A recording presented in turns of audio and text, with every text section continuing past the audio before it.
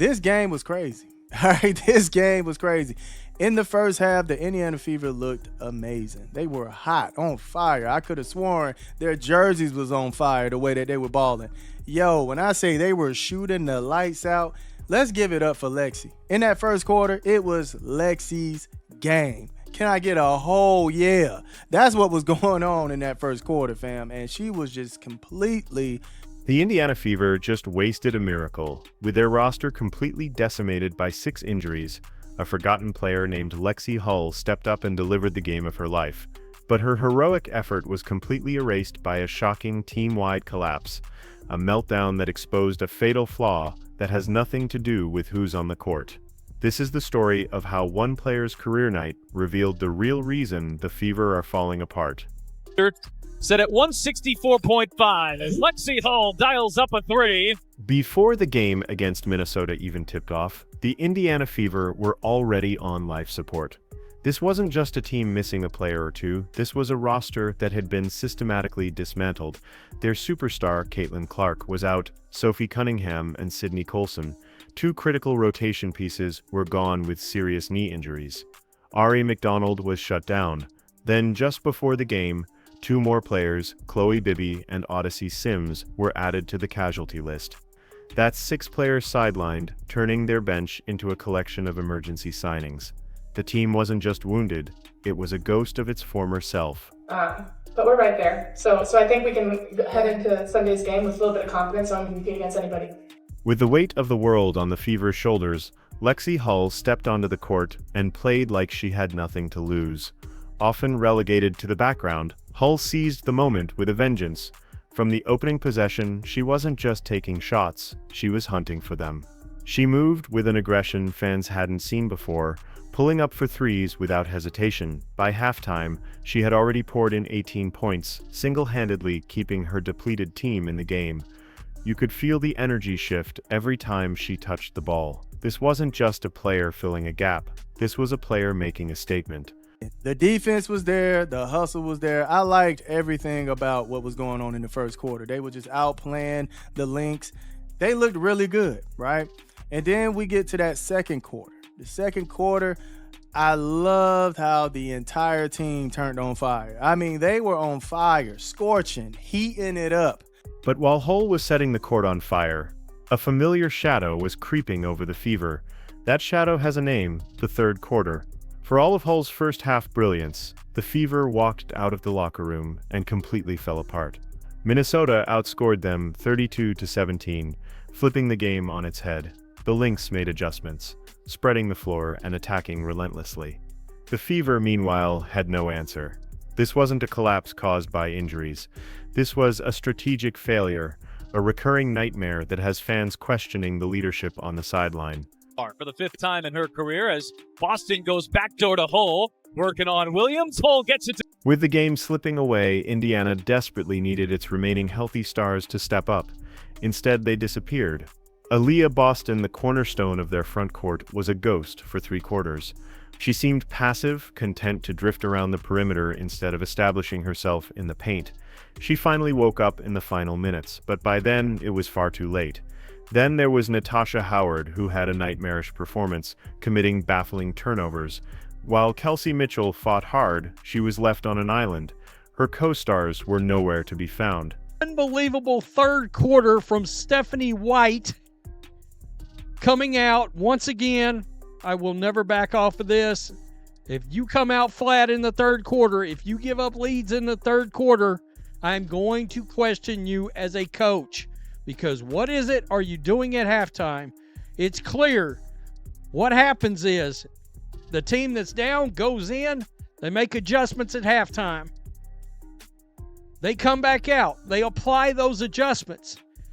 The coach that is winning the game needs to be prepared to be able to make an adjustment to their adjustment.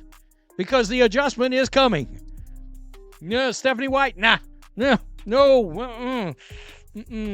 I don't do that. That's above my pay grade. The true extent of the Fever's desperation was on full display in the fourth quarter. When Odyssey Sims left the game, the team had no one left to run the point. Their solution?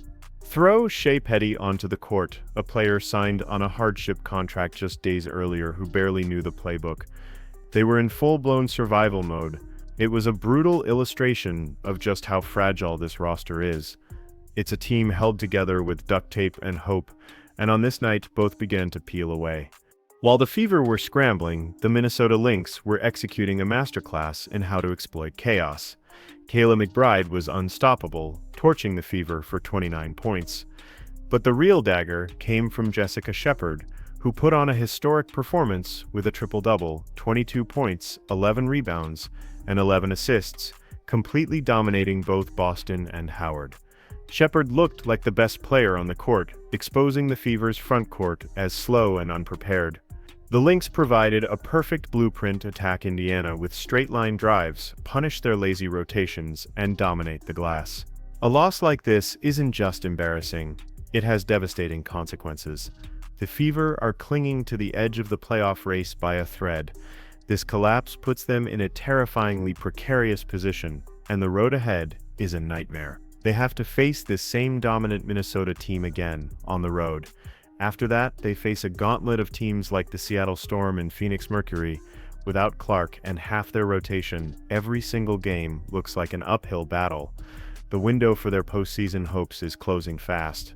With their season hanging by a thread, the focus shifts to two critical questions: who can be trusted on the court, and who can be trusted on the sidelines.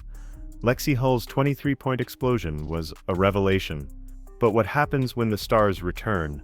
Pushing her back to the bench feels like ignoring the one bright spot in this mess.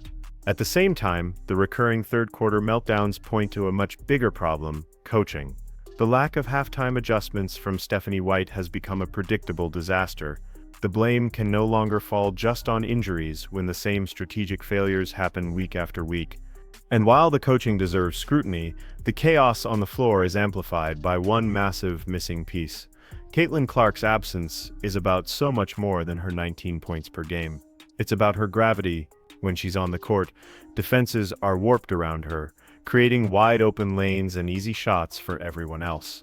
Without her, players like Aaliyah Boston are no longer getting the perfect passes that set them up for easy layups.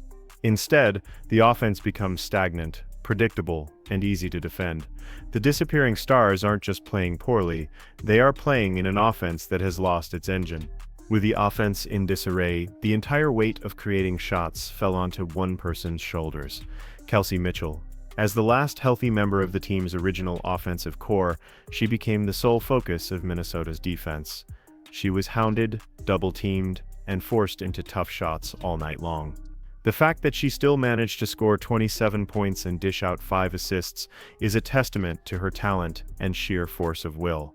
While others faded, Mitchell fought until the very end, a lone warrior trying to hold back a tidal wave. Her performance was heroic, but it also highlighted just how desperately this team needs its other weapons back. But one player's heroic effort can't mask a fundamental flaw in the team's design.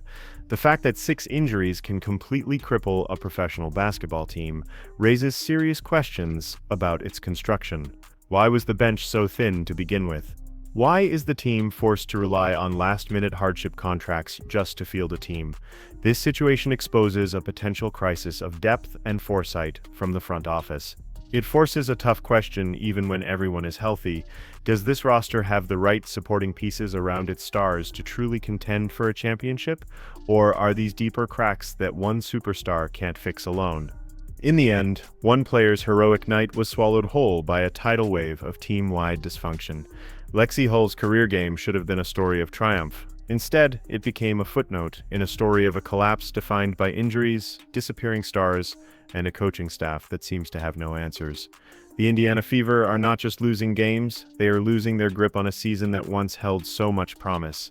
The question that hangs over this team is no longer just about when Caitlin Clark will return, it's about whether there will be anything left to save when she does. What the box score doesn't show is the invisible damage a loss like this causes. Repeatedly blowing leads isn't just a strategic problem, it's a psychological one. It shatters a team's confidence.